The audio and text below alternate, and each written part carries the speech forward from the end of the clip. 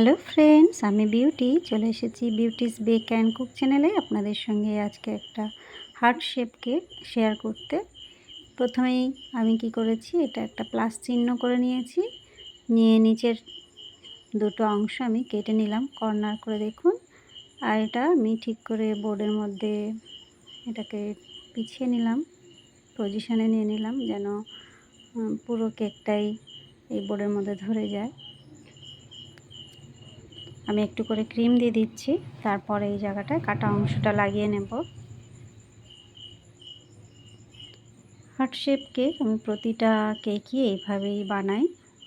Mould আমার কাছে আছে, তবু আমি মোল্ডটা ইউজ করি না, কেননা সমস্যাটা একটাই, হয়তো আগে থেকে রাউন্ড শেপের কেক বানিয়ে রাখলাম, কেউ হার্ট শেপ চাইলো, ইজিলি সেটা বানিয়ে দেওয়া যায়, কিন্তু হার্ট শেপ বানিয়ে রাখলাম অথচ রাউন্ড চাইলো, সেক্ষেত্রে বিশাল বড় একটা প্রবলেম হয়ে যায়। তার চেয়ে ভালো রাউন্ড শেপ বানিয়ে যে কোনো মাপের, ছোট বড় বিভিন্ন মাপের আর কি, হার্ট শেপ ইজিলি বানিয়ে নেওয়া যায়।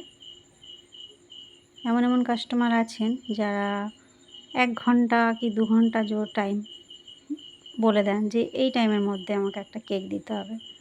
সেক্ষেত্রে আমি কিছু রাউন্ড শেপের কেক বানিয়ে রাখি, যেগুলো আর্জেন্ট সেগুলো আমি দিতে আর কি সুবিধা হয়। যাই হোক, এই টেকনিকটা শিখে রাখাও খুব দরকার, কেননা কত আর মোল্ড কিনে ঘর ভর্তি করবেন। 1 পাউন্ড 2 পাউন্ড 3 পাউন্ড এক এক সময় এক এক রকম ডিমান্ড হয়। সেক্ষেত্রে বলবো এই টেকনিক শিখে রাখলে ইজিলি প্রতিটা হার্ট শেপকে এই প্রসেস ফলো করে বানিয়ে নেওয়া যায়। আচ্ছা, আমি যে অংশগুলো কেটেছি সেখানে আবারও একটু করে ক্রাম কোট করে নিচ্ছি, তারপরে এর উপরে ফাইনালাইজিং করব। মজার কথা হলো, ভেতরে চকলেট কেক থাকবে অথচ উপরে ডিজাইনটা হবে রেড ভেলভেটের স্টাইলে। সেটাই আপনাদের সঙ্গে আমি আজকে শেয়ার করছি।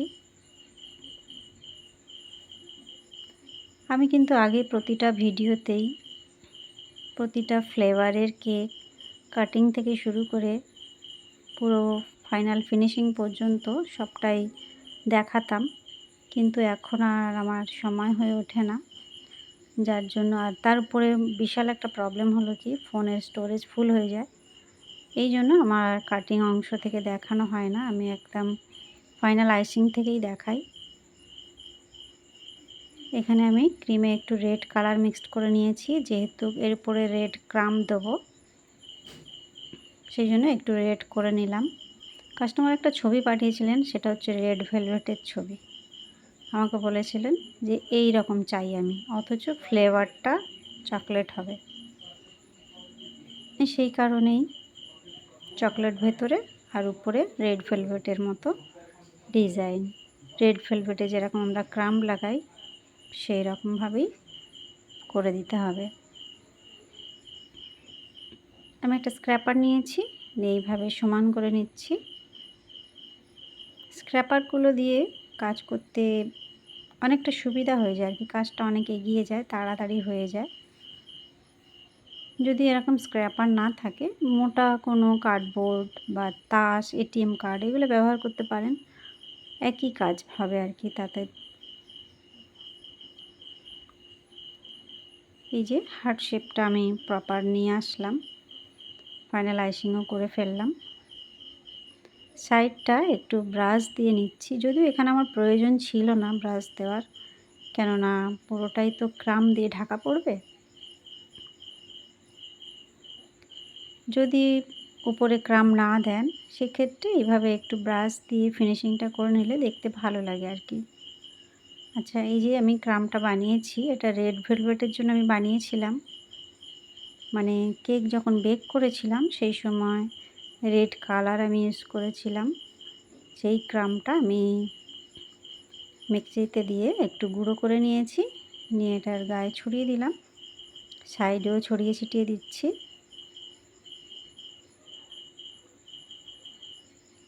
এটা যদি সাদা কেক হতো তাহলে ভেতর থেকে সাদা অংশটা বেশি দেখা যেত। আমি সেই কারণে এটা রেড করেছি, যেন অল্প একটু ক্রাম দিলেই কেকটা রেড হয়ে যায়।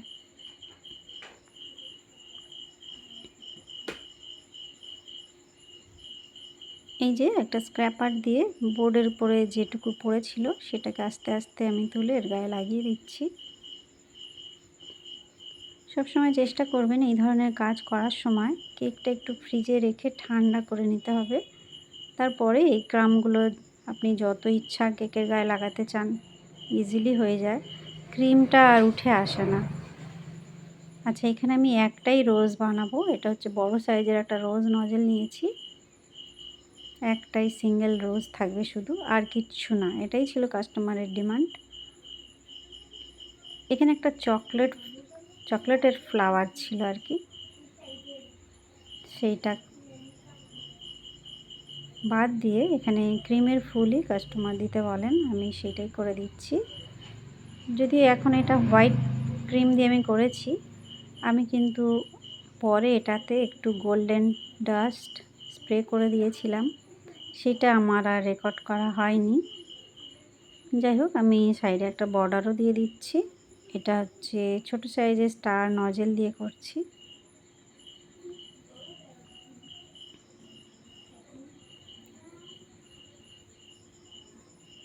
নজেলের কোনো নাম্বার নেই, যার কারণে আমি বলতে পারি না কত নাম্বার নজেল। এই যে কেকটা আমি কমপ্লিট করে ফেলেছি বন্ধুরা। কেমন লাগছে? ভালো লাগলে বা একটু হেল্পফুল মনে হলে অবশ্যই একটা লাইক করে দিও। চ্যানেলটা সাবস্ক্রাইব করে রেখো। দেখা হবে নেক্সট নতুন কোনো ভিডিও নিয়ে। Bye bye.